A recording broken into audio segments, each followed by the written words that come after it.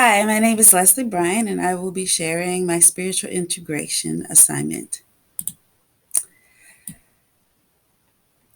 The professional value that I would like to discuss is autonomy. In the beginning of our course, we completed the attitude and belief inventory. I noted that I may struggle counseling certain individuals who were involved in activities that I strongly disagreed with or went against my values. Upon reflection on my values and beliefs and how they conflicted with the client, I realized that I may struggle with the professional value of autonomy in certain situations. After reading texts associated with my current courses, additional research, and further reflection, I've come to understand the importance and the value of demonstrating autonomy as part of my professional practice. I'm becoming more knowledgeable of the components of the American Counseling Association Code of Ethics.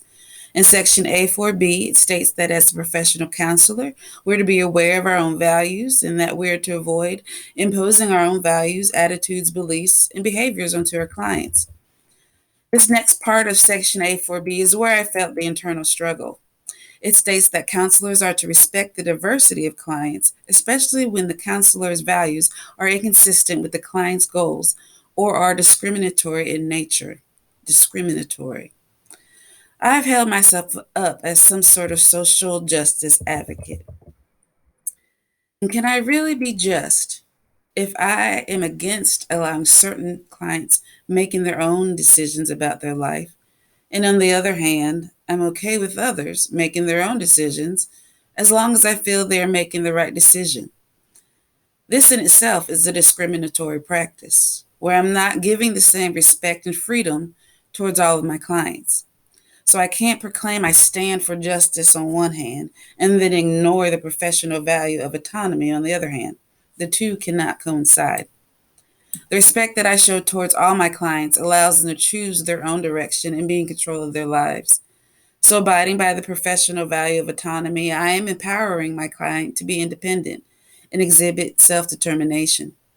Throughout my career as an educator and a coach, and from just my personal experience, I've wanted for those I support and serve to feel connected, to feel a part of something, just so that they would see their value and to know their worth, not only from society, but they be able to see themselves the way that God sees them.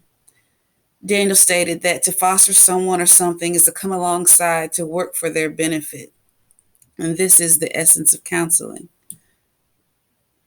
I appreciated Daniel sharing the parable of the prodigal son to show how God allows autonomy in our own lives, how God allows us choice, and that He always provides a way for us to return to Him. It is this grace that I have personally experienced time and again. It's the same grace that I must show with others. So even if my clients' actions or decisions don't coincide with my personal Christian beliefs, I respect them by allowing them choice and provide a safe place for them to feel comfortable in sharing their story. All the while, I can be praying and believing that God's power for their ultimate healing and redemption, as stated in Daniel. I also want to share that there is a section in the ACA Code of Ethics that I'm still struggling with. It's in section B2B, which states that as a counselor, I should practice confidentiality regarding end of life decisions. It says that counselors who provide services to terminally ill individuals who are considering hastening their own deaths have the option to maintain confidentiality. I guess I struggle with this because the what if factor comes to mind. What if the doctors misdiagnosed you? Or what if the timeline is off? I recently lost my mom, and as I saw her take her last breath, I knew her next breath would be with our Savior. Despite the pain I felt and still do, I know she's no longer experiencing pain and that she's at peace and experiencing joy. And I'm just not sure how I would react to a client, especially not knowing that when they took their last breath, would the next one be with our Savior?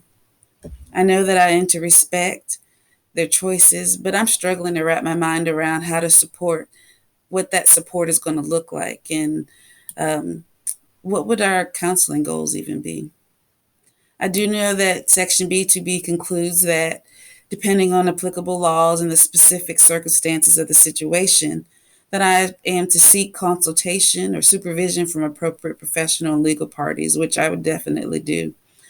I also would like to discuss this with someone who has provided these services to a client. I think that'll be beneficial, allow me to gain a new perspective. Regardless of if I struggle with certain components of the ACA Code of Ethics, and if I've committed to comply, I'm bound to do so. I must show my client that dignity, that respect, and the opportunity for them to exercise their own choice. It just shows that I will continually have to reflect on and learn how to respect autonomy within the counselor client relationship. Although I've grown in my understanding of autonomy, it's apparent that I have in no way arrived to the idea of completely respecting autonomy as a professional value. Thank you for your time and have a good evening.